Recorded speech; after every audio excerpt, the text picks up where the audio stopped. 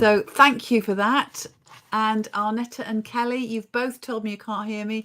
I think that's because I've just plugged my microphone in. And last week I had the dogs barking, and today my microphone was on mute when I started. So thank you for letting me know. I hope you can hear me loud and clear now. So I will just re-summarize how I opened today's session, which was really just reviewing last week's conversation that we had, all about connection and connecting with yourself, which impacts then how you connect with others, and then how do you then connect with the bigger system or systems of which you're a part of. There are many systems that we're going to be part of. In the work environment, our organization is definitely the bigger system, but then beyond our organizations, we have other stakeholders that we work with, but also the world as a whole, the planet as a whole is all part of the system that we are a part. So we were talking about connection and how do you connect with yourself, keep yourself grounded, focused, so that you can sorry, another live blip there, so I'll just take myself back. I hope that didn't interrupt the broadcast, but I'm back now. So it was all about how can you connect to yourself so you can be your ultimate power and feel really grounded in what you are doing. So let's think about how you got on there. I know I wanted to share with you how I got on last week, and it was helpful to think about myself being grounded, being connected, and putting into place some practices. So focusing on breathing, focusing on spending some quiet time every morning. And also what I noticed, making sure I had time with nature every day. And this particularly was helpful because my partner was away. He went away skiing, and I was on my own with the dogs this week. So as well as having to juggle seeing my clients and things, I also made sure I was out every day with the dogs. And what I got from that was actually connecting with the bigger system, which connecting with nature for me is one of the bigger systems that I connect with, was really, really grounding and inspiring. So it kept me in a really good place to be able to deliver everything I wanted to deliver last week. So there's something there about the connection between when we tune into the bigger system, it actually helps us to ground ourselves as well and keep ourselves in that positive, powerful place.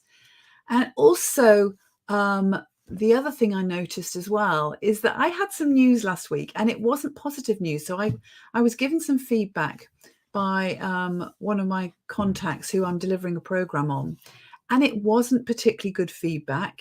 It was constructive, which is always going to be helpful, but it was something that they wanted doing differently that reflected my style as a coach and as a facilitator.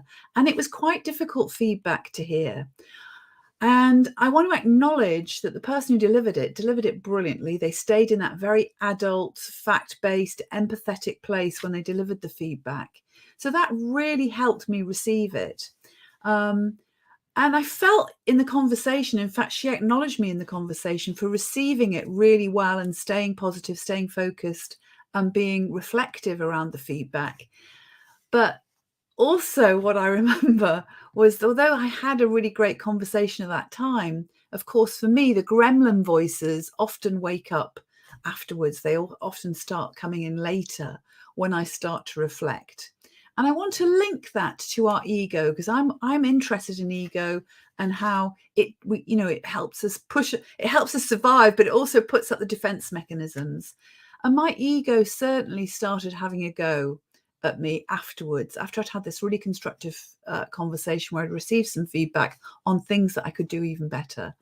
And I don't know whether you can relate to this, but this is some of the places that I start to go to. I start to say to myself, there you go, Mary, you think you're doing fine, but you're not doing fine at all. You're not really that good at what you think you're good at.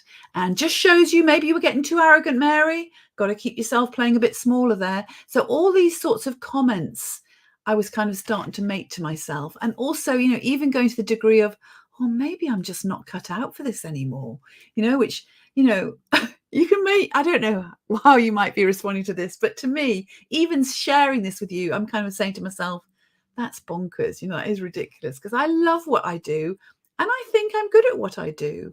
And I certainly always will strive to be getting even better. But I think what I provide for my clients and my services, I do think I do okay. So you can hear probably my more reasonable adult voice coming in there. And that was one strategy that I used to manage my ego and the way I was starting to have a go at myself and thinking that maybe I just wasn't any good at this anymore. So that was one strategy I took on board. So that was the connecting to myself on that. Then there was a strategy of connecting to my colleagues and my network. So tuning in and connecting with other facilitators and coaches who maybe have been through something similar, and helping me get a perspective. That really helped me gain a perspective that actually at the end of the day, things aren't always going to go smoothly with every client you work with. That doesn't mean I'm not okay as a coach or facilitator. It's perfectly fine to sometimes feel stretched and to sometimes get feedback that isn't always going to be glowing, and actually just to learn from that. So that was also very, very grounding. But also I think the whole thing of feeling part of something bigger, that bigger system, really, really helped me as well with that sense of groundedness and not allowing myself to go into reaction mode, particularly when I was in that conversation where I was being giving the feedback as well. So that's my kind of thoughts of what happened last week and the learning that's taking place for me. And as I enter this week, what I am thinking about is, okay, how can I be open to the lessons that are out there for me? How can I make sure that I keep providing and connecting with my clients in the best way I can, so that I provide a really good service to them? Not only a service that might help them learn, but also helps stretch their thinking and invites them to consider new approaches and possibilities for themselves as well.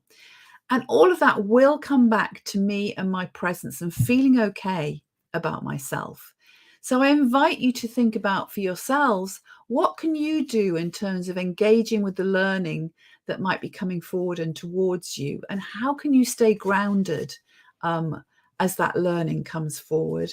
And how can you stay with that sense of okayness, that actually I'm okay? Because it's so easy when we're not feeling okay, or when we get some negative feedback or whatever, or something challenging happens, to go into that place of I'm not okay.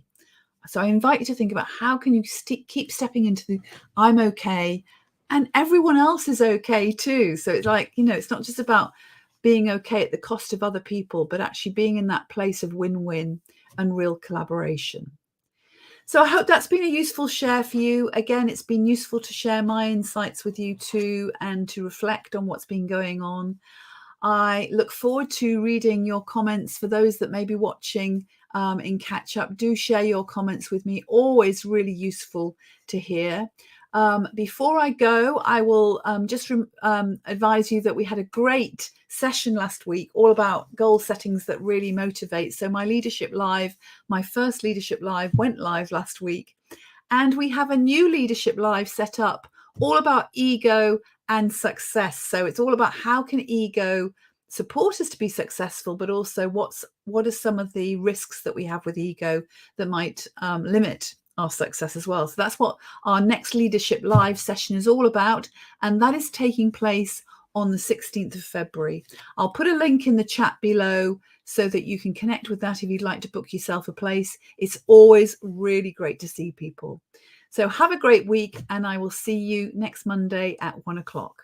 Bye for now.